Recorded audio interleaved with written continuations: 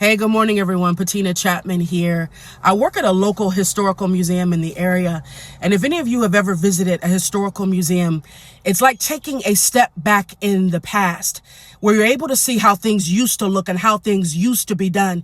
Even when you look at some of the displays, it's as if things are just frozen in time. When you look at the decor and you look at the costumes and the sounds and the music and things that were transpiring in that era, things are just frozen in time. And so God said this to me. God said, it's the same way with my churches. It's the same way with my churches that are steeped in religion and tradition.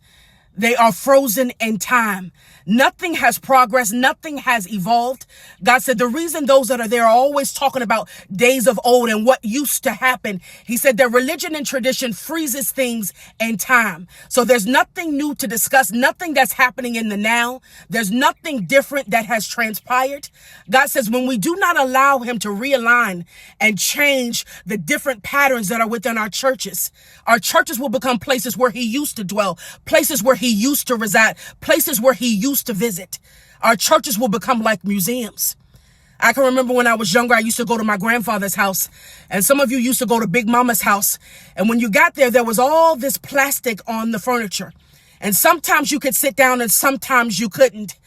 And so the plastic that was on Big Mama's furniture, that's what religion and tradition looks like in our churches today. And God says we have it on our worship. God says we have it on our building funds. We have it in our giving. We have it on our youth programs. God says that plastic has been thrown on all different types of processes and movements, and it's just drained the life out of it. And it's made them religious and traditional. God says we've used plastic to cover up old moves of his, and he's ready to do something new because he's raising up a new remnant. God has a new standard that he's raising this remnant up by. And so if our churches are not going to be conducive to what it is that God wants to do, if God cannot move through our churches, God says he'll sidestep our churches to get to you. And so it doesn't matter if he has to meet you in your car, if he has to meet you at home, if he has to meet you at work, even if he has to meet you on an app called YouTube, God will meet you there. Because there's a new remnant that is rising up, and everybody is already starting to be separated.